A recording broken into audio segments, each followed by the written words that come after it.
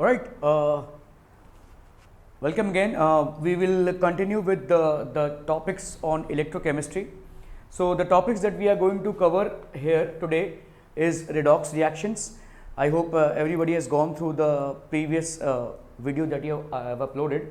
So we have redox reactions, we have oxidation and reduction, and we have oxidation states. Why do we need to again go through all this? Because most of this has already been covered in the 11th standard or maybe in your previous standards, because we will be primarily dealing with redox reactions in electrochemistry. So we will have to have a sound knowledge about redox reactions. Not that we need to again start off with oxidation and reduction and cover every aspect of it, but we need to have a general understanding of how oxidation and reduction happens. Now for example, when we are basically having zinc react with copper sulfate solution, okay, zinc and copper sulfate react, we all know, to form zinc sulfate and copper is left alone. We know that this is basically a displacement reaction, but what happens in this reaction basically is that zinc basically happens to lose its 2 electrons and it becomes Zn2 plus, and at the same time copper, which is already in the solution in the form of ions. See, copper sulfate will basically dissociate into ions, that is Cu2 plus and SO4 2 minus. Okay, so copper will happen to gain these 2 electrons which have been released by zinc, and it will become neutral copper metal which we obtain. Okay, now this Zn2 plus actually will combine with SO4 2 minus to form ZnSO4. We all know this, all right. So this process of actually losing electrons, okay, this is loss of electrons, and this is known as oxidation, and the agent which does this is known as a reducing agent. This is a reducing agent. Okay, copper, we know it has gained electrons, so the one which gains electrons, gain of electrons, the process is known as a reduction, and the one which does this is basically known as oxidizing agent. This is known as oxidizing agent. We have pretty much gone through this, okay, in the previous standards, but we will reiterate certain things which are very much important to understand the concept of electrochemistry. All right, so this is how it happens. Now we will go on to the other aspects of it. So basically, what is oxidation and reduction? So if we kind of oxidation, and if we, let's say, talk about reduction. So at an elementary state, what we have studied in very low standards is basically addition of oxygen. Addition of oxygen to any element is oxidation, okay, and addition of hydrogen to any element, is basically reduction. Okay, we have already gone through this. For example, we have Al2O3, aluminum oxide. So this is basically oxidized. Okay, then we have removal of hydrogen. If let's say we have CH4, okay, and we happen to, or rather addition of hydrogen, I'm so sorry, this is addition of hydrogen. So in this case we will have addition of hydrogen as any compound which has been added with hydrogen is basically called reduction. Okay, so this is addition of oxygen, which is called oxidation. The addition of hydrogen is basically called reduction. The vice versa, that is removal of hydrogen is called oxidation, and removal of oxygen from a compound is called reduction. These are certain things which we have already gone through in earlier classes, okay, but we are not going to cover these basics. Okay, these are not something that we are going to cover right now. We are going to go into the complex matter where electrons are involved. Okay, so what we mean here is, in oxidation is basically a process of gain of electrons, and reduction is basically a process of loss of electrons. I'm so sorry, this will be a process of loss of electrons, and a process of gain of electrons is basically known as reduction. Okay, so these are the three things again which we have studied earlier. The other part is, if we all remember, what is oxidation state.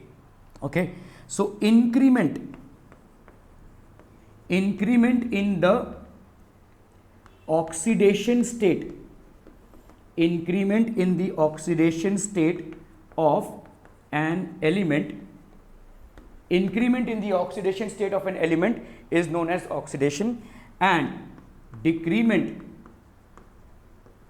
in the oxidation state of an element is known as reduction. Now we will quickly cover up all the aspects of oxidation state. Here what we mean is, if there is an increment, which means an increase in the oxidation state of an element, that is known as oxidation, and if there is a decrease in the oxidation state of an element, that is known as reduction. So what is oxidation state, or how do we calculate this? Okay, so there are certain rules that need to be followed in order to understand oxidation state. Now first of all, what do we mean by oxidation state? Oxidation state is basically, it is the charge carried by an atom in its combined state. So it is the charge carried by an atom in its combined state. So whatever charge is carried by an atom in its combined state is known as the oxidation state. Whatever an atom carries as a charge in its combined state is known as the oxidation state.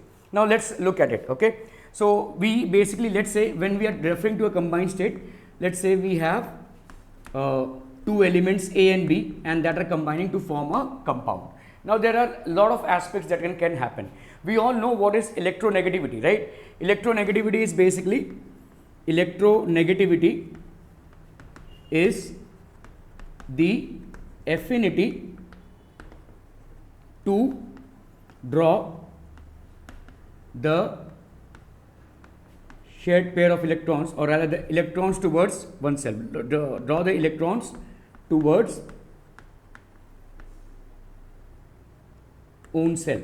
Okay, so this is how it is. Let's say the first case is when we have the electronegativity, let's say electronegativity of A in this compound is equal to electronegativity of B. Now where will this happen?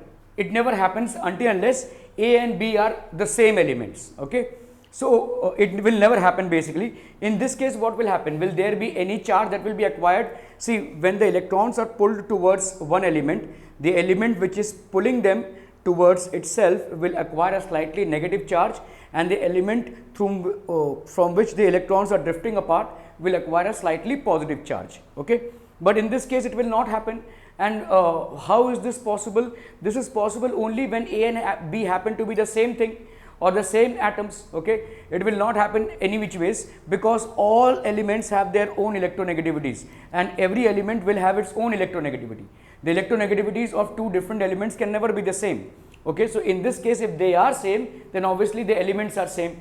So just as we have in case of hydrogen or oxygen, okay, or nitrogen or chlorine, as a matter of fact, all these compounds, if you see the shared pair of electrons, they are being pulled by the two atoms with an equal force, because the two atoms involved here which are forming the molecule have the same electronegativity, and hence their electronegativities are going to be the same, and none of them are going to acquire either a positive charge or a negative charge. Okay, so in this case the electronegativity will not be there, and hence the oxidation state will be 0. Okay, so here the oxidation state of the elements involved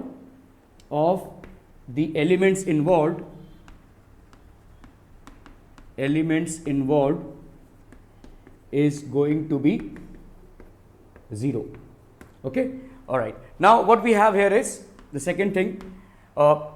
If the electronegativity of A is more than electronegativity of B, then what will happen? See, the electrons will be attracted more towards A, so A will develop a slightly negative charge and B will develop a slightly positive charge. Okay, the electrons will be moved towards A rather than B, and hence A will develop a slightly negative charge and B will develop a slightly positive charge. Okay, so in this case what will happen?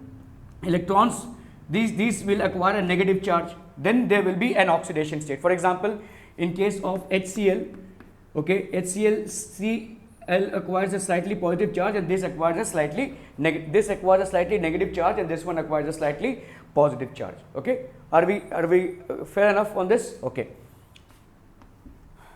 Now oxidation state. So oxidation state of what has happened to the oxidation state of H? Here it is 1 and here it is -1.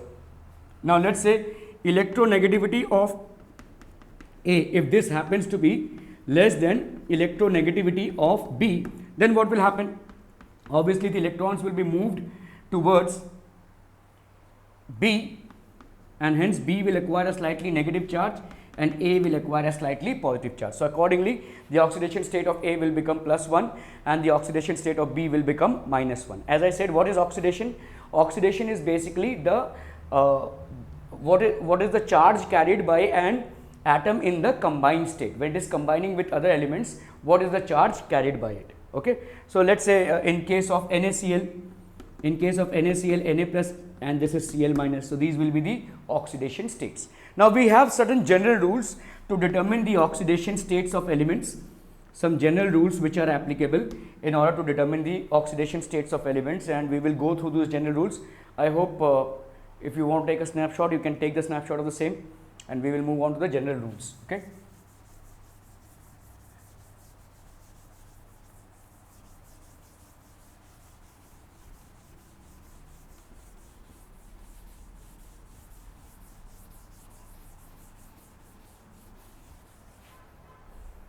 Let me rub this off with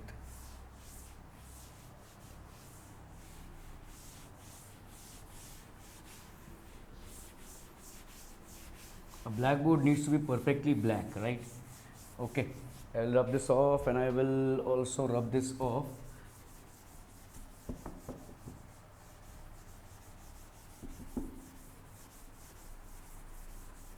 I am just going to go through this certain see, oxidation state itself is a chapter which needs to be understood thoroughly, but in electrochemistry we will just look at the practical applications of it, so that we don't have confusions when we are going ahead, when we will see electrolytic reductions and electrolytic reactions that are happening. Okay, so this is extremely important. Okay, so when we are talking about oxidation states, there are certain general rules that apply, and these general rules are very much important to be kept in mind. So the first general rule that comes is that any atom in its elementary state, any atom or molecule in its elementary state will always have a zero oxidation state. Okay, zero oxidation state. Any atom or molecule in its elementary state. Now, for example, if I say Na, is this an elementary state? Yes, neutral state. Okay. For example, if I say H2, is this an elementary state? Its oxidation state will be 0. For example, if we have oxygen, for example, if we have nitrogen, all these will be zeros. Okay. Now we will move on to the ones when combinations happen. Okay, so when combinations happen, so all alkali metals, okay, and if I am being very precise about it, what are alkali metals? They are basically group 1 S block elements. All alkali metals, basically, that is group 1 S alkali metals, in their combined state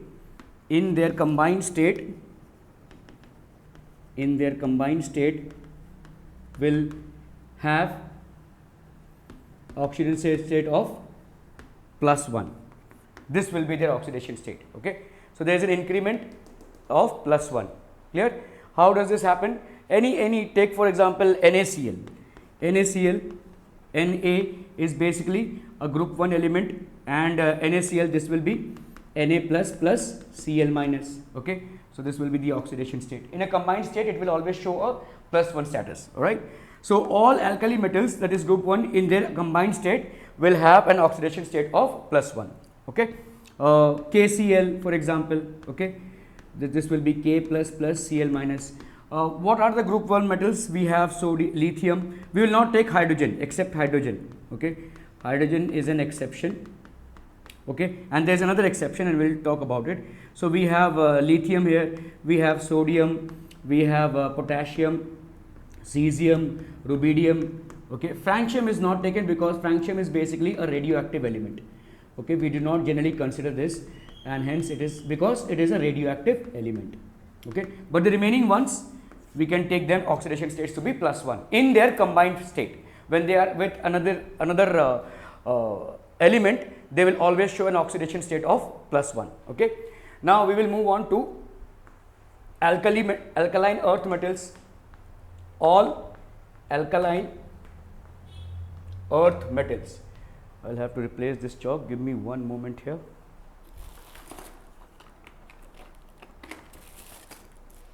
Why don't we have the chalks out here? Okay.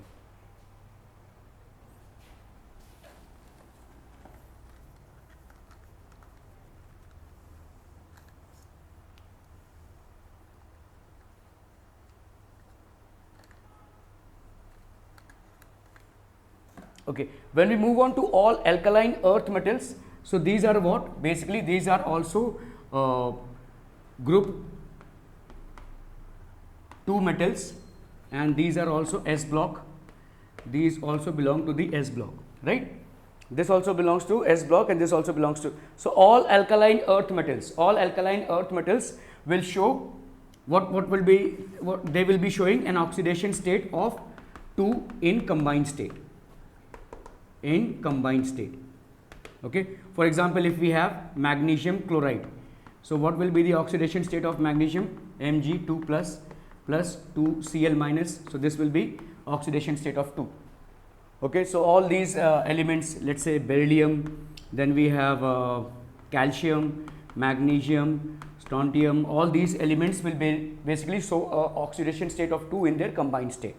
Okay, now these are pretty much very much easy. So whenever sodium is combining with any element, it will show a oxidation state of +1. All alkali metals basically, except for francium and hydrogen, we do not consider it as a metal, although it is placed in group 1, but we generally do not consider it as a metal. But exception of hydrogen and francium, all other alkali metals will show +1 of oxidation state in their combined state. All other elements of group 2 rather, let's say beryllium, calcium, magnesium, strontium, etc., they will show an oxidation state of 2 in their combined state.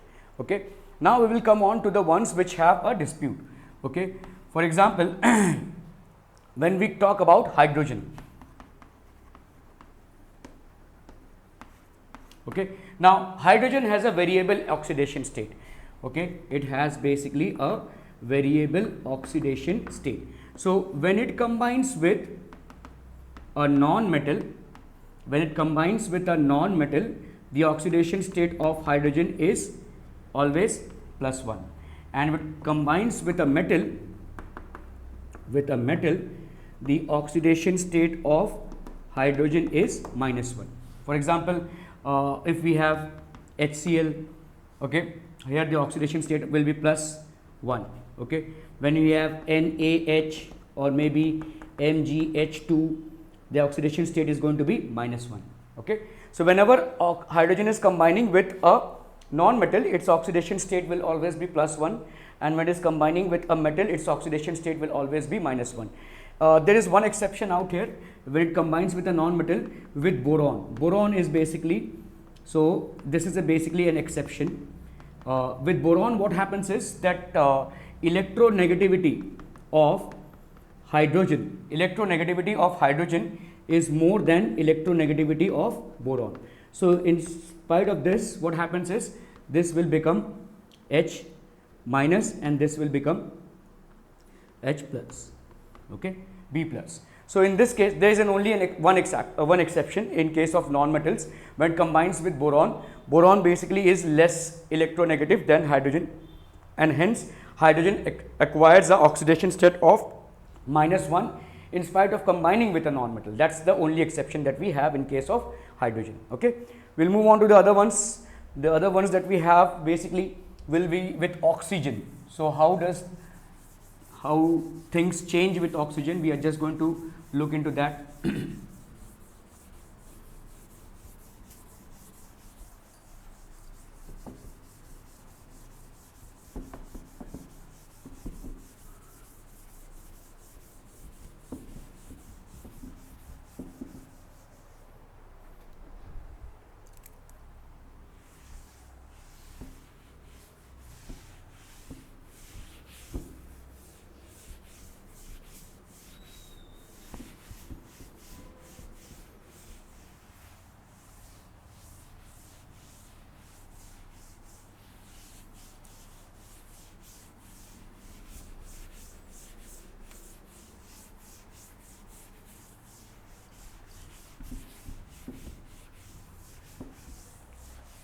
Okay, sorry for wasting your time. Okay, now we will move on to the other parts of it. Okay, what do we have here? Okay, oxygen, oxidation state of oxygen. Generally the oxidation state of oxygen when in combination with other elements, it's -2. Okay, generally it's -2. However, there are some exceptions out here as well. I think we finished off with the 4th, so this is the 5th one. But there are some exceptions here as well. At times there are certain changes which happen in oxidation state of oxygen as well. Generally the oxidation state can be taken as -2. However, what are the exceptions? When oxygen encounters something more electronegative than oxygen, for example fluorine. We will move on to fluorine and we will check how it impacts basically oxidation generally. So let's say if we are talking about general compounds like H2O or maybe H2SO4, okay, these are compounds, or KMnO4, potassium permanganate. Okay, these are compounds in which oxygen will always show an oxidation state of -2. The exception that we have is in the case of hydrogen peroxide. Okay, hydrogen peroxide. In peroxides, basically what happens is oxygen shows a oxidation state goes to -1. See, here it will be 2, right?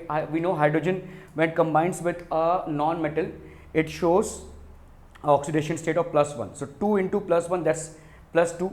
So obviously this has to be -1. So 2 into -1 will make it -2, and that will make a neutral molecule. I hope everyone follows this. Okay, see, it's a neutral molecule, right? So if I consider the previous one wherein we have discussed about hydrogen and its oxidation state, hydrogen, whenever it combines with a non-metal except for boron, it always has an oxidation state of +1.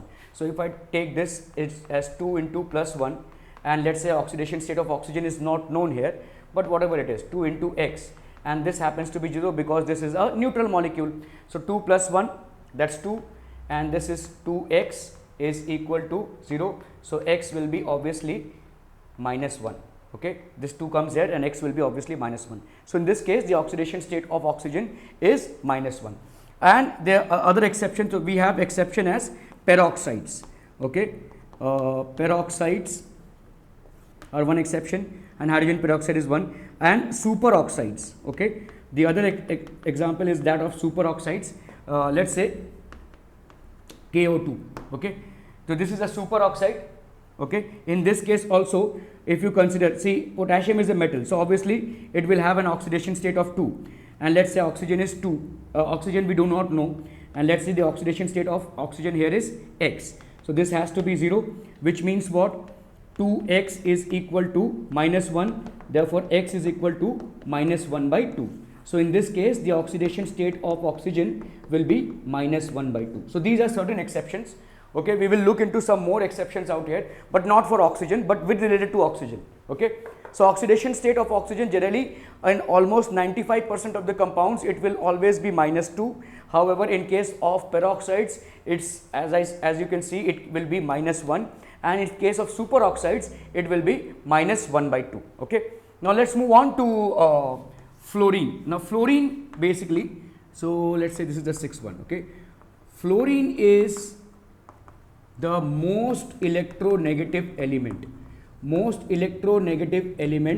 So irrespective of whichever element it combines with, its oxidation state will always be -1.